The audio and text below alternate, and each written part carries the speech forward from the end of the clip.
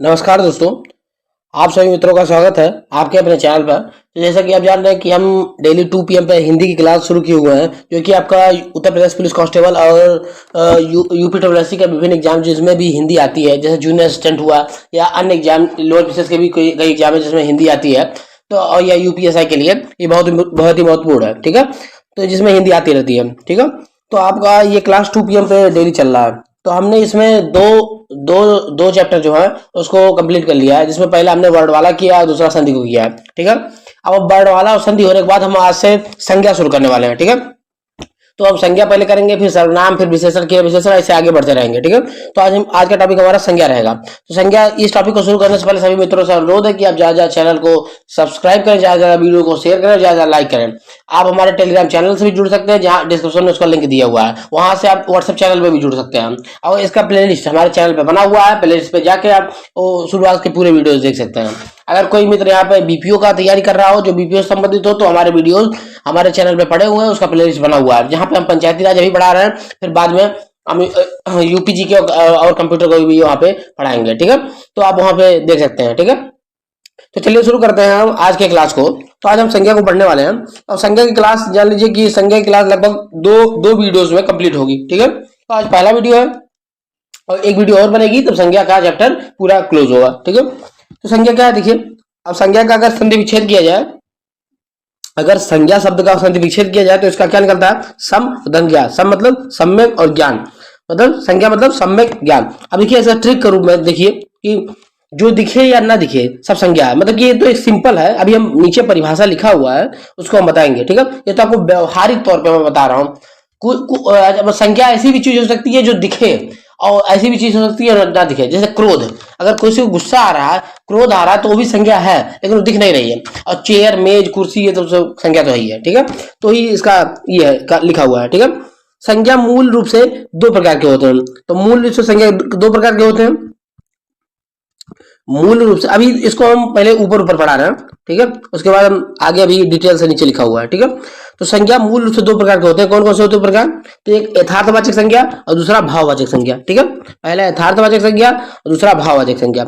अब भाववाचक संज्ञा में क्या होता है? जो ना दिखे, जो ना दिखे, जैसे भावनाएं, क्रोध, गुस्सा और दयालुता, ये सब दिखती नहीं है ना, तो अदृश्य, तो इसको क्या बोलते हैं? भाववाचक संज्ञा करते हैं। अब यथार्थवाचक संज्ञा क्या है? जो दिखे, जो दृश्य है। चार प्रकार के होते हैं। इसमें कौन से होते हैं? व्यक्तिवाचक संज्ञा, जातिवाचक संज्ञा, पदार्थवाचक या द्रव्यवाचक संज्ञा, समूहवाचक संज्ञा। ठीक है, तो संज्ञा दो प्रकार है, यथार्थवाचक संज्ञा, भाववाचक संज्ञा। भाववाचक संज्ञा में से जो दिखाई ना दिए प्रत्यक्ष रूप से, जैसे क्रोध, क्रोध हुआ, गुस्सा हुआ, और जो भी आपको किसी को देख कर दया आना, ये सब आपके मतलब कि ये भी सब संज्ञा है, लेकिन दिखाई नहीं देती है। यथार्थवाचक में आपको बता दिया चार टाइपों को। ठीक है, अब हम आगे बढ़ते हैं। प्राचीन हिंदी में संज्ञा के कितने भेद थे? अब इसको पूछ सकता है कि प्राचीन हिंदी में संज्ञा के कितने भेद थे? तो संज्ञा के 5 भेद थे सब प्राचीन हिंदी में। तो कौन कौन से हैं? 1, 2, 3, 4, 5। देखिए पांचों भेद है आपका। व्यक्तिवाचक संज्ञा, जातिवाचक संज्ञा, भाववाचक संज्ञा, समूहवाचक संज्ञा, पदार्थवाचक संज्ञा। तो प्राचीन हिंदी पूछ सकता है कि प्राचीन हिंदी में संज्ञा के कितने भेद थे? तो 4, 5, 3, 2 ऐसे ऑप्शन दे देगा। तो क्या लगाना है आपको? 5 लगाना है। ये प्राचीन हिंदी की बात हो रही है, आधुनिक हिंदी की बात नहीं। अभी आधुनिक हिंदी का बात बाद में बताया जाएगा। ठीक है, तो 5 प्रकार के होते हैं: व्यक्तिवाचक, जातिवाचक, भाववाचक, समूहवाचक और पदार्थवाचक। ठीक है, अब आगे बढ़ते हैं। आधुनिक हिंदी में संज्ञा के भेद कितने हैं? तो आधुनिक हिंदी में आपके संज्ञा के कितने भेद हैं? 3 भेद हैं। ठीक है, संज्ञा के 3 भेद हैं। इसमें कौन कौन से हैं? व्यक्तिवाचक संज्ञा, जातिवाचक संज्ञा और भाववाचक संज्ञा। संज्ञा के 3 भेद हैं आधुनिक हिंदी में: व्यक्तिवाचक, जातिवाचक, भाववाचक। पदार्थवाचक और समूहवाचक आपका जातिवाचक के अंदर ही आ जाता है। मतलब पदार्थवाचक और समूहवाचक जातिवाचक के अंदर ही आ जाता है। ठीक है, लेकिन संज्ञा के भेद 5 तो होते ही हैं। ठीक है, तो लगभग अगर 5 ही माना जाता है, लेकिन अगर पूछ लेगा आधुनिक हिंदी के हिसाब से तो आपको 3 बताना होगा। लेकिन अगर नॉर्मल रूप में क्वेश्चन पूछता है कि संज्ञा कितने भेद होते हैं, तो आपको 5 ही बताना है। ठीक है, क्योंकि अधिकतर तो हो में यूपीडब्ल्यूएससी के पेपर में 5 ही आंसर माना गया है। लेकिन अगर उसमें 5 ऑप्शन ना रहे और पूछा है संज्ञा कितने भेद होते हैं और 5 ऑप्शन में नहीं है, तो आपको 3 लगा के आना है। ठीक है, अब हम आगे बढ़ते हैं। अब एक दिया हुआ है कि व्यक्तिवाचक संज्ञा को कैसे पता? देखिए एक तरह से ट्रिक दिया हुआ है। ठीक है, अभी नीचे परिभाषा दिया हुआ है, नीचे परिभाषाएं दी हुई है। देखिए संज्ञा का परिभाषा और वैसा दिया हुआ है, तो उसको हम डिटेल से देखेंगे, लेकिन पहले ट्रिक देख लेते हैं।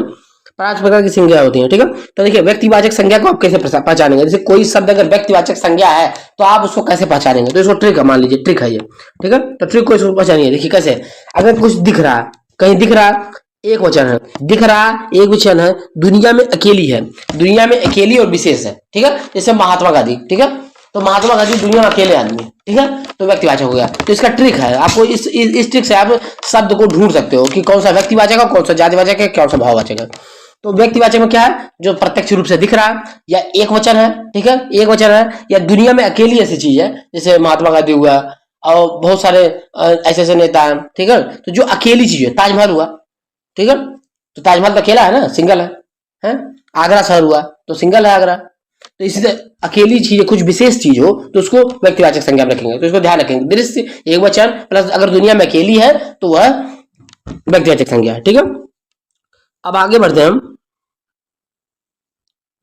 अब जातिवाचक संज्ञा कैसे पहचानेंगे, देखिए जातिवाचक संज्ञा के लिए दृश्य है जिसके जैसा और हो और बहुवचन बनता है, ठीक है। अगर बहुवचन बचता है और जिसके जैसा और कुछ हो, ठीक है, तो जैसे मानव, ठीक है, तो मानव ढेर ढेर प्रकार के मानव होते हैं ना, तो मानव हो गए, मानव तो चलिए ठीक है, इसमें ये गाय, तो विभिन्न प्रकार की गाय होती हैं, विभिन्न नस्लों की गाय होती है ना। तो जातिवाचक संज्ञा जो दृश्य हो जिसके जैसा और हो, ठीक है, और बहुवचन बनता हो जिसका, जैसे गाय का गाय बनता है ना, तो जिसका बहुवचन बन जाए उसको क्या बोलते हैं, जातिवाचक संज्ञा उसको कहते हैं। अगर भाववाचक संज्ञा को बचाना तो अदृश्य हो और एक वचन हो, मतलब दिखाई ना दे तो आदेश होगा, एक वचन होगा। इसी में जातिवाचक में आपका पदार्थवाचक होता है, वो भी आ जाएगा, पदार्थवाचक, समूहवाचक। पदार्थवाचक में अगर मेटल की बात की जाएगी, कहीं पर द्रव्य किसी की बात की जाएगी तो वहां पे पदार्थवाचक आ गया, और अगर कहीं पे समूहवाचक, कहीं ग्रुप की बात की जाएगी, समूह की बात की जाएगी तो वहां पे समूहवाचक हो गया, ठीक है। तो ये पहचान हुआ, आप इसको ध्यान देंगे, अच्छे से पढ़ेंगे, ठीक है। अब आगे इसका एग्जांपल देख लीजिए आप, भाववाचक संज्ञा का, बुराई का, बुराई भाववाचक संज्ञा है, लेकिन बुराइयां क्या है, जातिवाचक संज्ञा है। बुराई भाववाचक संज्ञा है, लेकिन बुराइयां क्या है, जातिवाचक संज्ञा है, ठीक है। भाववाचक संज्ञा, बुराइयां जातिवाचक संज्ञा कैसे, आपको एक्सप्लेन करता हूं। देखिए एक मनुष्य का, जैसे बुराइयां, देखिए अगर एग्जांपल दिया जाए कि राम के अंदर बहुत सारी बुराइयां हैं, मतलब कि बुराइयों में उसके अंदर बहुत सारी बुराइयां हैं, कि वो गुस्सा भी बहुत करता है, ये बहुत नालायक है, और विभिन्न विभिन्न प्रकार की बुराइयां हैं। तो देखिए ये होता है ना कि, तो देखिए जातिवाचक संज्ञा में बुराइयां, ठीक है, तो ये एक जैसा बहुत सारे हो सकते हैं बुराइयों में, ठीक है। लेकिन अगर बुराई है तो बुराई एक भावना है, ठीक है, अंदर है, वो अदृश्य है, दिखाई नहीं देती है, तो वो क्या है, भाववाचक संज्ञा। भाववाचक संज्ञा भाववाचक बहुवचन के रूप में देखिए तो जातिवाचक हो जाती है, ठीक है। अगर देखिए, अब देखिए एक एग्जांपल है कि अगर कोई भी भाववाचक संज्ञा हो और उसका बहुवचन बन गया हो तो वो डेफिनेटली जातिवाचक संज्ञा होगी, तो इसको आप लोग इस पॉइंट को याद रखेंगे, कोई भी भाववाचक संज्ञा हो और उसका बहुवचन हो तो जातिवाचक संज्ञा होगी। अब आगे बढ़ते हैं। अब देखिए एग्जांपल यहाँ पे लिखा हुआ है, तो आप लोग यहाँ पे देख लेंगे, हमारी प्रार्थनाएं व्यर्थ नहीं हो जाएंगी, ठीक है। प्रार्थना, देखिए प्रार्थना भाववाचक संज्ञा है, प्रार्थना भाववाचक संज्ञा, लेकिन प्रार्थना का अगर प्रार्थनाएं बना दिया जाए तो क्या है, जातिवाचक संज्ञा, ठीक है, जातिवाचक संज्ञा, ठीक है। प्रार्थनाएं, हमारी प्रार्थनाएं व्यर्थ नहीं जाएंगी, एग्जांपल दिया हो ना, तो प्रार्थनाएं मीन्स मैंने विभिन्न प्रकार की प्रार्थनाएं उन्होंने की होगी, ठीक है। तो ये तो रहा ट्रिक की बात है। अब यहाँ पे डेफिनेशन देख लीजिए, संज्ञा का डेफिनेशन दिया हुआ है यहाँ पे, क्या है, किसी व्यक्ति, वस्तु, स्थान, भाव के नाम को संज्ञा कहते हैं, ठीक है। क्रोध और प्रिया, तो ये क्रोध जाति भाववाचक होगी और प्रिया तो आपको व्यक्तिवाचक पता ही है, प्रिया नाम है, ठीक है। अब यहाँ पे हम देखने वाले हैं आज के, मतलब कि आज के इस वीडियो में हम देखने वाले हैं 5 प्रकार के संज्ञा होते हैं, तो हम 2 या 3 इसमें देखेंगे, बाकी का हम फिर इसके जब 5 टाइप हो जाएंगे तो हम वो भी देखेंगे कि भाववाचक संज्ञा को व्यक्तिवाचक में कैसे बदलते हैं, व्यक्तिवाचक को भाववाचक में कैसे बदलते हैं, तो बहुत ही इंपॉर्टेंट है, हर पेपर में आता है, ठीक है। तो वीडियो को हम आगे बढ़ाने से पहले सभी मित्रों से अनुरोध करते हैं कि आप ज्यादा चैनल को सब्सक्राइब करें, ज्यादा वीडियो को शेयर करें और लाइक करें, आप टेलीग्राम चैनल से भी हमारे जुड़े, यहाँ पे हम विभिन्न प्रकार के इन्फॉर्मेशन को पहुंचाते हैं, ठीक है। आपका यूपी पुलिस का पेपर बहुत ही नजदीक है, तो आप लोग अच्छे से पढ़ाई कीजिए, ठीक है। तो चलिए शुरू करते हैं व्यक्तिवाचक संज्ञा के बारे में, ठीक है। तो व्यक्तिवाचक संज्ञा की परिभाषा क्या है, देखिए यहाँ पे, जो किसी विशेष व्यक्ति, वस्तु या स्थान के नाम को बताए, तो क्या है, जो किसी विशेष वस्तु, व्यक्ति एवं स्थान के नाम बताए तो क्या है, व्यक्तिवाचक संज्ञा। जैसे श्री कृष्ण हुआ, गंगा, सिंधु, जनवरी, फागुन, भारत और पृथ्वी। श्री कृष्ण तो अकेले हैं, गंगा अकेली नदी है, सिंधु अकेली नदी है, जनवरी महीना है, फागुन का मास अकेला होता है, और भारत तो भारत एक ही भारत है, पृथ्वी तो एक ही है, ठीक है। तो सदैव एकवचन जहां पे होंगे वहां पे व्यक्तिवाचक संज्ञा होगा, ठीक है। तो आपको बताया था ना आगे कि दृश्य हो सदैव एकवचन होता है, क्या होता है, व्यक्तिवाचक संज्ञा। इससे पहले पीछे वीडियो में हमने इसका ट्रिक बताया हुआ, तो आज से आप लोग ट्रिक के माध्यम से भी पहचान सकते हैं। ये तो परिभाषा हुई, ठीक है। आगे बढ़ते हैं, जातिवाचक संज्ञा के बारे में पढ़ते हैं, ठीक है। बाद में हम इसको पढ़ेंगे, डेफिनेशन पढ़ने के बाद हम देखेंगे कि जातिवाचक को व्यक्तिवाचक में कैसे बदलते हैं, भाववाचक को जातिवाचक में कैसे बदलते हैं, वो नीचे है, उसको पढ़ाया जाएगा आपको, ठीक है। वो बहुत इंपॉर्टेंट है और हर एक पेपर में आता है, जैसे यूपी पुलिस कांस्टेबल में भी आ जाएगा और आपके UP triple SC junior assistant 5512 का वैकेंसी लगी हुई है, उसमें भी आने की संभावना है, 30 क्वेश्चन उसमें भी आता है, ठीक है। और यूपी पुलिस में 37 क्वेश्चन तो आता ही आता है, ठीक है। अब आगे देखिए जातिवाचक संज्ञा, ये किसी जाति उपजाति को बताता है, ये किसी जाति या उपजाति को बताता है और सदैव बहुवचन बनाता है, ठीक है। सदैव बहुवचन होता है और दृश्य होगा, मतलब जातिवाचक संज्ञा मीन्स कि उसके तरह के कुछ और चीजें हो सकती हैं, मतलब वो अकेला नहीं है, तो वो जातिवाचक संज्ञा। जैसे कि देखिए एग्जाम्पल, फूल, फूल तो विभिन्न प्रकार के फूल हो सकते हैं, गुलाब का फूल हो सकता है, गुड़हल का फूल हो सकता है, चमेली फूल हो सकता है, बहुत सारा फूल हो सकता है। गुलाब, गुलाब भी लाल गुलाब हो सकता है, सफेद गुलाब होता है, ठीक है। तो विभिन्न प्रकार गुलाब, लाल कुर्सी, गाय, आम, लंगड़ा आम, लड़का, स्त्री, कुर्सी, नगर, मंत्री, नेता, ठीक है। तो ये सब है। भूकंप, ज्वालामुखी, प्राकृतिक आपदा भी, देखिए प्राकृतिक आपदाएं भी जातिवाचक संज्ञा होती हैं, ठीक है। प्राकृतिक आपदाएं भी जातिवाचक संज्ञा होती है, जैसे भूकंप और ज्वालामुखी प्राकृतिक आपदाएं भी जातिवाचक संज्ञा होती है। इसको आपको याद रखना है, एकदम कंठस्थ रखना है कि जातिवाचक संज्ञा प्राकृतिक आपदाएं भी हो सकती हैं, ठीक है। अब हम आगे बढ़ते हैं।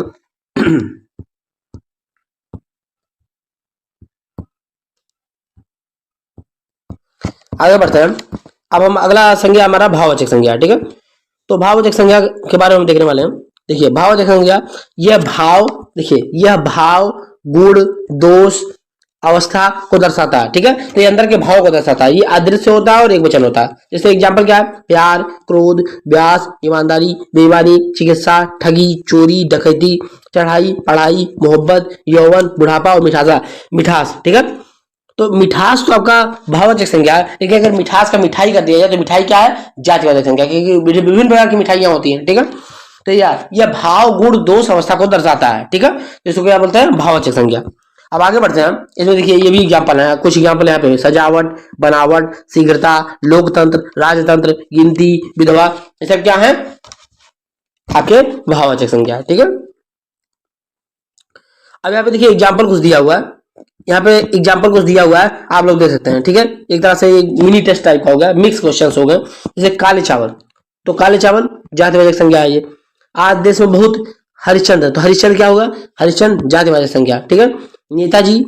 नेताजी मर गए, तो यहाँ पे क्या है, जातिवाचक संज्ञा नेताजी में है। नेताजी मर गए तो यहाँ पे व्यक्ति है, देखिए नेताजी मर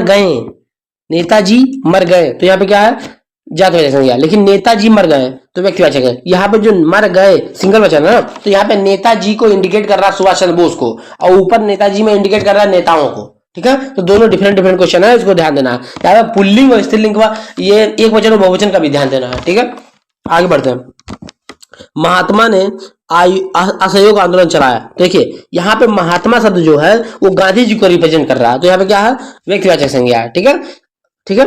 अब महात्माओं ने असहयोग आंदोलन चलाया, तो यहाँ पे व्यक्तिवाचक संज्ञा नहीं होता, वहां पे जातिवाचक संज्ञा होता, ठीक है, कि विभिन्न प्रकार के नेताओं महात्माओं ने असहयोग आंदोलन चलाया, ठीक है। आगे बढ़ते हैं, विधवा, विधवा में कौन सा संज्ञा है, भाववाचक, ठीक है। ये तो अंदर की फीलिंग है, विधवा। ऊंचाई, भाववाचक संज्ञा। अमीर, तो ये विशेषण है, गरीब भी विशेषण है, बेरोजगार विशेषण, और बेरोजगारी, देखिए बेरोजगार विशेषण है लेकिन बेरोजगारी भाववाचक संज्ञा, ठीक है। बेरोजगारी तो दिखती नहीं ना कि बेरोजगारी ऐसी है कि सीधी है कि टेढ़ी है, दिखती नहीं ना। तो ये हो गया, ठीक है। अब आगे हम बात करने वाले हैं द्रव्यवाचक संज्ञा के बारे में, लेकिन आज के इस वीडियो में हम यहां तक ही रखेंगे, भाववाचक संज्ञा तक ही रखेंगे। नेक्स्ट वीडियो में हम भाववाचक संज्ञा से तक तो पढ़ चुके हैं, उसके बाद हम द्रव्यवाचक संज्ञा और समूहवाचक संज्ञा के बारे में पढ़ेंगे। उसके बाद हम देखेंगे कि संज्ञा से विशेषण कैसे बनेगा, विशेषण से संज्ञा कैसे बनेगा, भाववाचक से जातिवाचक कैसे बनेंगे, जातिवाचक से भाववाचक कैसे बनेंगे, हम नेक्स्ट वीडियो में इसको देखेंगे, ठीक है। तो सभी मित्रों से अनुरोध है कि आप ज्यादा चैनल को सब्सक्राइब करें, ज्यादा वीडियोस को शेयर करें, ज्यादा लाइक करें और उनको सपोर्ट करें। आप कुछ भी दिक्कत हो तो आप कमेंट में लिख सकते हैं, उसका रिप्लाई जरूर किया जाएगा, ठीक है। आप डिस्क्रिप्शन में जाके हमारे टेलीग्राम चैनल से भी जुड़ सकते हैं, वहां पे व्हाट्सएप का लिंक भी दिया हुआ है, व्हाट्सएप चैनल से भी हमारे जुड़ सकते हैं। कोई भी इन्फॉर्मेशन आता है हम व्हाट्सएप चैनल और टेलीग्राम चैनल के माध्यम से सर्वप्रथम आपको प्रेषित करते हैं, ठीक है। तो आप बीपीओ वाले हमारे चैनल पे उसका वीडियो पड़ा हुआ है, वहां से आप लोग ज्वाइन कर सकते हैं, ठीक है। तो मिलते हैं नेक्स्ट वीडियो में, आप लोग अच्छे से पढ़ाई करते रहिए, धन्यवाद।